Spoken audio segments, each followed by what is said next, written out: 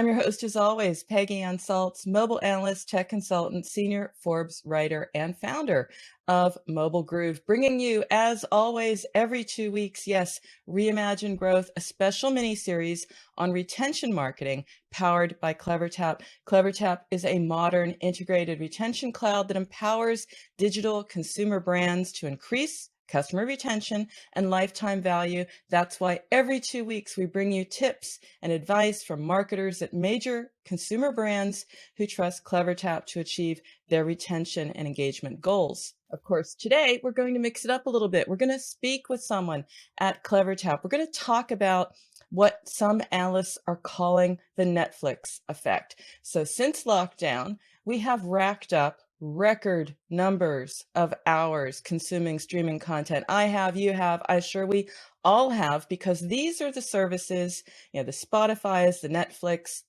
they just magically seem to understand what each and every one of us wants and appreciates. So we get what we want even before we ask for it.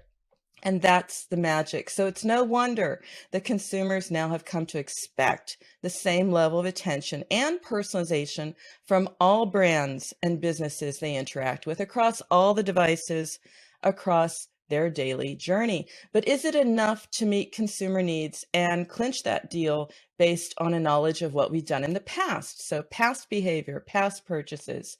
Or should companies, for example, retailers, be bolder and adapt marketing to our unique needs in real time? Well, today we're talking to Abhishek Gupta. He's Chief Customer Officer at CleverTap, and he believes, we'll stick with retail for the moment, retailers, for example, can drive deep relationships and repeat purchases by harnessing hyper-personalization right now, in the now, to prepare for the future of retail.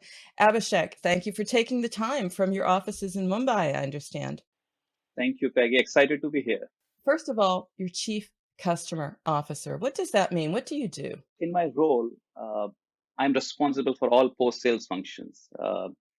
After a customer has come to us, I'm responsible for ensuring that they're onboarded and integrated well with us. I have to ensure that they're being supported really well throughout the journey with CleverTap. And very importantly, I have to ensure that they are actually achieving the business outcomes for which they invested in the CleverTap product. In a sense, I'm responsible for ensuring that our customers are growing with us and we in turn are growing along with them. So I noticed, across your track record, 2 decades of experience at digital first businesses delivering strong retention and high growth. What talent or trait have you taken with you on your own personal journey that helps you most in doing your job at CleverTap? I've always focused on our customers. I've always kept our customers at the center of our decision making. And what that has resulted in is in terms it has improved our ability to help our customers succeed. And when our customers succeed, we basically succeed along with them. So the growth and retention, Peggy, that you mentioned about, it principally comes from the fact that I've been able to help our customers succeed. Now, to help them succeed, there are a couple of things that I've done. One is we provide solutions to our customers. But what our customers also need to succeed is we need to have a deep level of understanding with respect to their business. So consciously, I've made attempts to make sure that we understand the business that our customers are in. We understand the business objectives they have. And that has improved our ability to help our customers succeed. What we've also done is we also taken a little bit of a strategic look uh, in terms of helping a customer succeed. So outside of the narrow tactical goals, I would spend time with the customers. I spend time with the customers to make sure that we're able to help them chart the long-term goals and in the process, lay out a plan that helps them move forward. So it is really about just thinking for the customer, thinking along with them, thinking through all the obstacles which they may have in their path and solving for each one of those things in a methodical manner. And the most critical aspect is doing so in a repeatable manner across the board. And that really helps us, that really has helped me achieve the growth and retention and helping our customers succeed. You're also passionate about product, not only within CleverTap, but also the connection to customer experience for your customers. Tell me about that connection. So product is a part of the customer experience. It is how customers realize value. So whether it be innovation, whether it be in terms of adoption, whether it be in terms of customers realizing value from the product. It is all part of the one single thing. So we work very closely with the product team to make sure that our innovation roadmap, the ability, our ability to help customers realize value through incremental use cases, the experience that we deliver to our customers using a product, it's all one, like it's all a part of that one holistic agenda that we have, both from a product standpoint and from a customer experience standpoint. It's one and the same, actually. It is indeed. That's why we're saying product is the new marketing, and it's more than that. Now, you are very much in contact with your customers. I mean, there are executives within CleverTap now doing a world tour, visiting with customers all around the world. Where do you see marketers struggling most? So if you think about marketeers, they are focused on growth. And when they have to drive growth, there are really two parts: acquiring users, which is acquisition of users, and second is retention of users. Now, when you're starting your journey as a business, acquisition is important. But over a period of time, retention becomes of paramount importance. The challenge for marketeers is that in a fiercely competitive world, where the consumer expectations are rapidly evolving, making sure that you're able to retain your users onto your application or a website, is a big challenge. If you look at some of the statistics, 90% of the users acquired by a brand leave them within the first 90 days. That's a massive problem for the marketeers. They're trying to solve these problems of user retention and user engagement to build strong businesses. What do you recommend to marketers who are just starting to focus on retention? I mean, there's no quick fix, obviously, but the industry is starting to think about acquisition and retention. Marketers are focusing their efforts on both. Is there a way to start, like a jump start, to open the aperture of how you see the customer journey and start focusing on that? Is there something you can recommend? So, messaging, if I talk about user engagement and messaging, that is a value exchange between the brand and its consumers. And marketers have an opportunity to create disproportionate amount of value for their consumers through that exchange. What marketers have to realize that as much as user retention is a challenge, it is an opportunity for them to get across to their consumers and create value for them at every touch point. I think marketers today, I think it's almost an imperative for them to focus on that particular attribute, that particular aspect of the business. And when done right, this basically creates disproportionate returns for the marketers. So it all comes together in the customer experience. And we've been seeing and discussing, the Netflix effect that turns up the pressure on all companies from retail to travel, everything in between, to improve and scale how they match marketing and messaging, to your point, to their customer needs. Just curious, if we look at retail specifically, you've just published the Fit for Future of Retail framework. You've even written about it now in VentureBeat. Tell us what this framework is. As a first step, we went about building a solution that allows retailers to analyze, segment, and engage customers using one single platform. But over a period of time, what we also realized is retailers basically in this fast changing world, they can use additional help in terms of domain expertise, in terms of best practices, strategies, use cases that allow them to get a jump start. So with the Fit for the Future retail framework, what we have done is we are providing retailers a blueprint with that they can utilize in their context to be able to go ahead and start engaging with these consumers that I just spoke about and deliver value to them at every touch point. And in the process, create these holistic customer journeys and engage with these customers at every touch point of those journeys in a hyper personalized manner.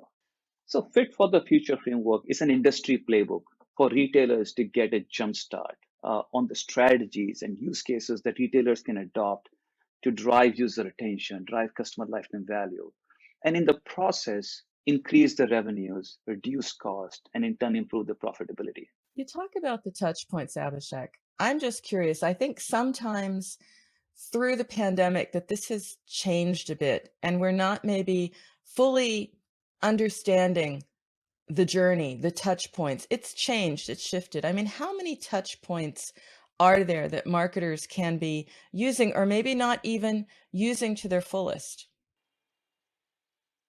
I think the opportunities for marketeers are immense.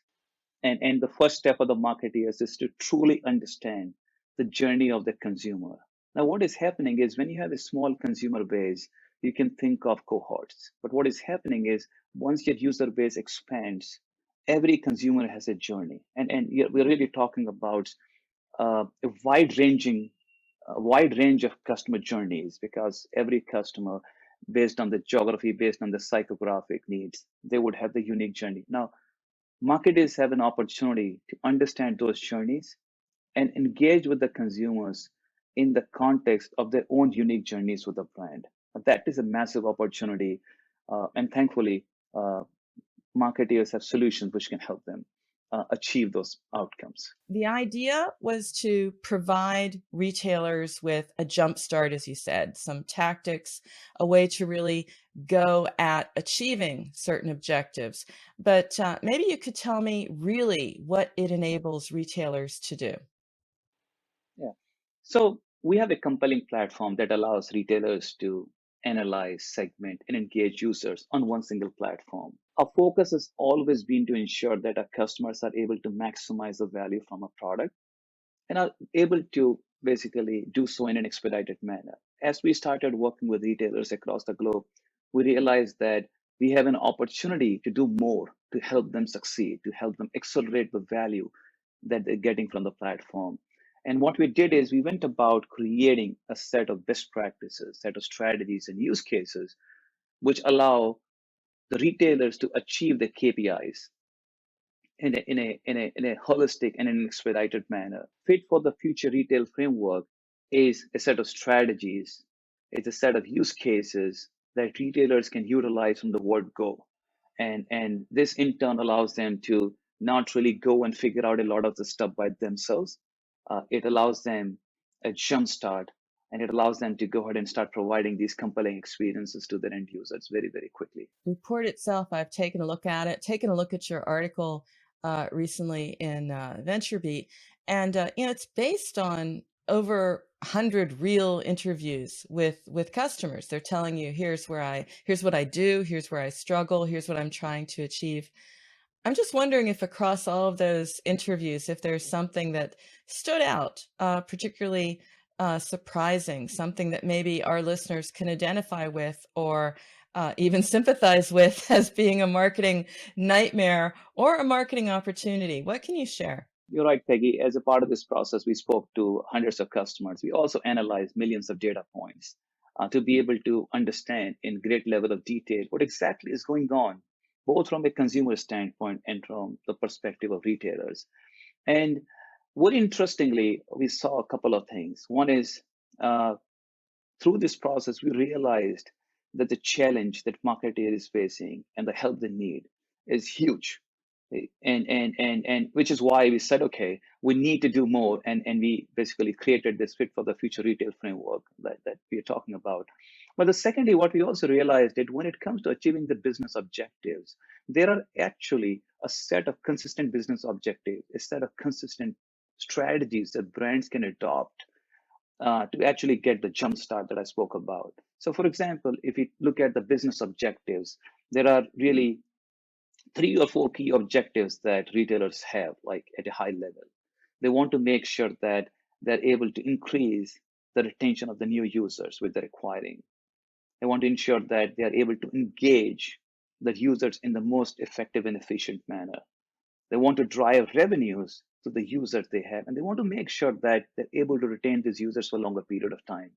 And so, what we've done is in this framework, across those four business objectives, we have laid out strategies and use cases that allows brands and retailers to achieve each one of those objectives.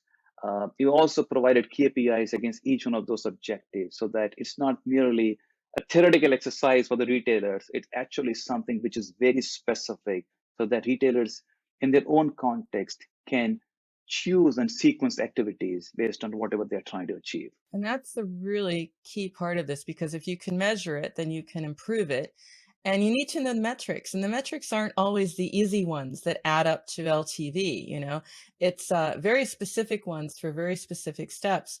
Can you give us an example of some of those metrics? Maybe the more, yeah, I wouldn't say the more esoteric, but the ones we don't think of that you've actually outlined here, things that marketers could measure and maybe aren't.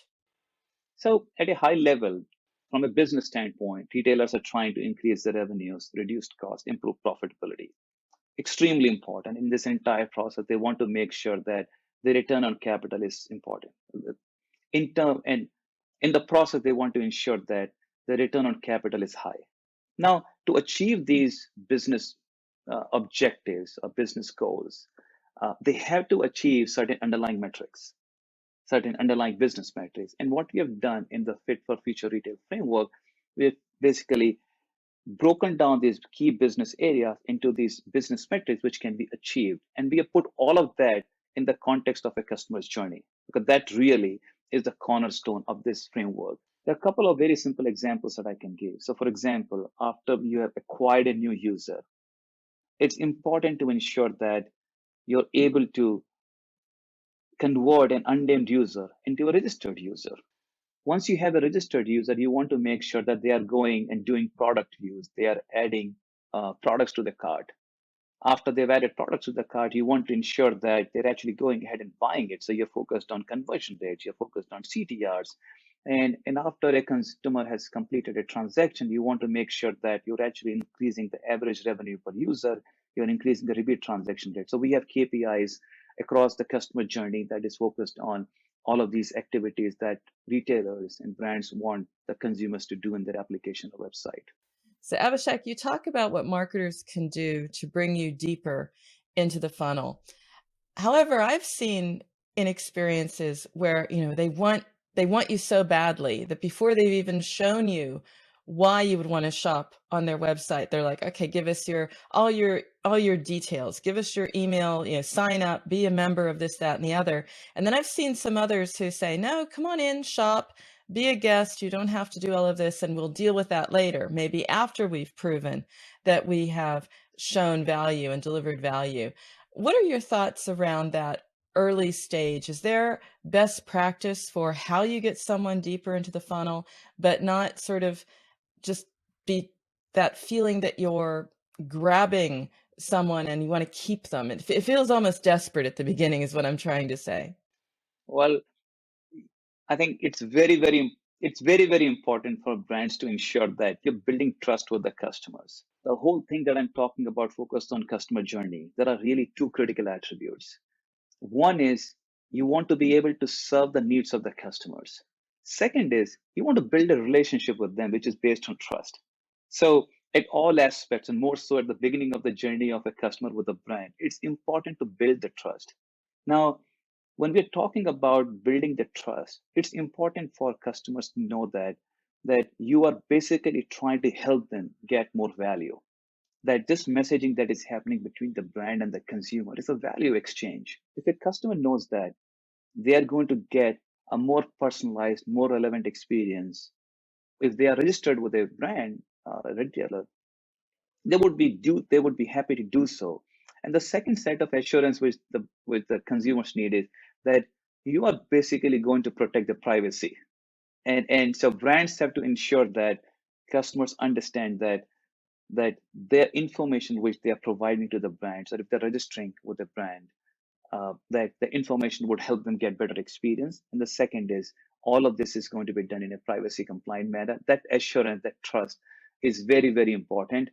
And one of the important things is that sometimes we think about all of these tactical goals, right? It's very easy to stay focused on CTRs, conversion rates, but the more important part is that trust, that emotional connect that a brand needs to have with the consumer is perhaps a more important part of this entire dynamics. And I believe that there is an opportunity. As a matter of fact, there is a massive opportunity for marketers to build that emotional connect, because at the end of the day, that emotional connect will will ensure that customers are coming to your application or website a lot more. It will also ensure that they stay with you for a longer period of time. So I've shared sort of my typical shopping experience, which is, fending off some of the retailers that are a little bit too eager to have me as a customer. They haven't proven that they really have earned me as a customer. That's my sort of example of not a great experience. What about you? What's an example of a great experience or not so great experience? And one you would say tells us a story around best practice, how you treat your customers as individuals, how you should do this. Consumers are very clear that they want to be treated as individuals, whether it be a physical store or whether it be an online store, whether it be messaging which is happening in person or the messaging which is happening through digital mediums. So that personalization, that individualization in a very contextual manner is very, very important. Now, in terms of the good and not so good experiences that I've had, I have really enjoyed being on retail website or applications where the brands are able to provide me a personalized experience both on the user interface and through the messaging, and that experience is consistent. So I'm seeing, for example, if they're recommending a product to me, I'm actually seeing the same recommendation that is coming on the user interface and that's coming on the via push notification on email. That gives me a consistent experience. And when that when that particular recommendation resonates with me, I'm driven to actually complete the transaction. But I also, over a period of time, when I start seeing those personalized recommendations more and more, it increases my trust in the brand that they truly get me. What that does, it uh, when I have to shop again, I go to the same retailer because I know that they get me. Something that typically used to happen in offline store that happens in physical retail stores, right? We walk into physical retail stores where we know that the person on the other side truly understands that no one needs, and when we will go there, we will be treated nicely. When that experience manifests in the digital world, the consumer behavior basically kind of resonates and kind of get replicated in a similar manner. Totally understand where you're coming from, Abhishek. You want to have your context sort of travel with you. You want people to understand you as individuals, and retailers need to know that. They need to understand what you've bought, what might complement that. And that's all part of a larger concept that you're talking about, which is not new. Other analysts have been speaking about it as well, but everyone has their different version of what it means and how to apply it. And you talk about hyper-personalization. What do you mean by that? So before I talk about hyper personalization, let me try and see if can break a myth here. Uh, Okay. so like if you're getting an email with a name on it, a lot of time people call it personalization. Now that's a myth. That's not personalization. Personalization or hyper personalization is actually about three critical things. The first one is it's about individualization. Every consumer wants to be treated as individual. As a matter of fact, over the course of the pandemic, the consumer expectations have only gone up. Today, most of the customers are expressly stating that they want to be treated as an individual and not as a part of some random cohort. The second is being able to anticipate customer needs and engage with them real time. Customers are saying that you should know me to serve me, and when you're serving me, serve me in my context and serve me real time. So that engagement has to happen in real time. If a customer is looking to buy something on your app or website today and you send a coupon 2 days later, that's not very helpful for a customer. So that real time predictive engagement in the context of a customer's in the context of the customer is very important. And the third is, which is very, very important, is today, when we talk about personalization or hyper personalization, a lot of times it's very transactional. It is about, okay, can I send someone that particular coupon, or can I send something which will drive people to a higher conversion rate? Now, all that is well and good. But what is very, very important is that you have to build that relationship with that consumer, and you have to provide that hyper personalized experience through the end to end journey with the brand.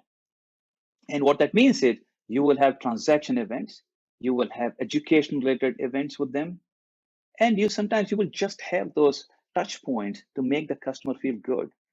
And so You have to really kind of touch upon all of those aspects to be able to build that long-term relationship. And when brands provide these hyper personalized experiences in real time through the end-to-end customer journey, uh, this can have like a disproportionate benefit for the companies that put hyper personalization at the center of the business strategy versus companies that don't. Of course, retailers want to treat everyone as an individual. That's what they need to do. That's going to be the core of competitive advantage, but size matters too. They need to treat a lot of people as individuals. How can retailers scale hyper personalization, and how does Clever Tap enable this? Yeah. So before I answer that question, Peggy, I do want to touch upon the point that you made about the simple Hmm. thing where the Hmm. brand said, "How are you?" That's a Hmm. really good example because these small touch points matter a lot. They basically tell the consumer that as a brand, you care about them. That empathy is very important, and we like as we think about the world on a move forward basis, we have to put that empathy as a very important attribute of messaging and engagement with the customers. Now, coming to the scale part of it, uh, scale cannot be an afterthought in retail. Scale has to be a part of the very strategy. It has to be a part of the foundation when you're laying out a business strategy for one simple reason. When you're thinking of engaging millions of customers in a hyper personalized manner multiple times during the day, you have to have scale built into your strategy from the very beginning. Now, what we've done at CleverTap is we have built a platform that is built for scale, but we also done a couple of things which are very different and distinct to make hyper personalization a reality for the brands and for the consumers. So we have built a proprietary database engine that we call as ARC, Automate, Retain, Convert. That's what ARC stands for, which allows brands to ingest uh, high volume of highly granular data. It allows them to synthesize all of this data very quickly and allows them to engage with their consumers in real time. Now, that is hugely impactful because you're engaging with the right customer in the right context at the right time with the right messaging. And that's very important. The second thing that we have done is we have invested uh, in predictive capabilities that allow brands to anticipate the needs of the customers. So you have to be able to provide what a customer came looking for when they visit your website or app, and we enable brands to be able to provide those recommendations to their consumers. And the third is we have built capabilities that allow brands to utilize a unified platform built on unified database to engage with the consumers from an end-to-end basis through the journey with the brand. So all of those three things allows brands uh, to engage with these consumers and provide these hyper-personalized experiences in a non-transactional manner. Actually, you can do both transactional and a relationship oriented manner, but principally focused on the journey, end-to-end journey with the brand. So we've been talking about it the whole time. I'd like you to sum up with your golden rule of retention, Abhishek. Retention is one of those areas which has a huge impact on the business, and sometimes that impact is less understood. Uh, the first is retention compounds. So when you retain more users, for example, over a period of time, the gap between you and your competitors it gets widened up over a period of time. So and that's why retention is very important. Retention also is one of the perhaps only KPI that cuts across your three areas of business. It helps you increase revenues, it helps you reduce cost, and it improves your profitability. There are not too many business levers that allow you to achieve all of the three outcomes together. My golden rule of retention is that you have to create both the functional value and for the customer, and you have to have the emotional connect with them, because functional value allows you to create value for the customer in the short run, whereas the emotional connect allows you to create disproportionate value for the customers throughout the journey with the brand. When brands are focused on making sure that the messaging which they're having with the consumer, it is a strong exchange of value between them and the consumer. They are able to achieve these two objectives in terms of the transactional objective, in terms of the relationship objectives, and achieve the outcomes. Great way to sum it up. Talking about hyper personalization, individualization, your framework as well, which I'll have in the show notes. Abhishek, thanks so much for sharing your personal journey and also telling us more about how to create a user journey. Thanks for sharing. Thank you, Peggy. And of course, I won't let you go just yet, Abhishek, because our listeners, they do like to stay in touch. They do like to find out more. What's the best way to stay in touch, or if they wanted to, chat with you or find out more about how you see retention or how you enabled it? What's the best way? Now, so I'm very happy to hear from our listeners here, and they can easily reach out to me personally via my social media handles, and they can reach out to us even through our website. We have got information present on our website in terms of phone numbers, email IDs, forms, and they can utilize any of the avenues that are most suitable for them to get across to us. Perfect. And you have them all up to a chat bot. I've been there. And we'll have all of these details, as I said, in the show notes. So thanks again, Abhishek, for being on the show. Thank you for being my guest.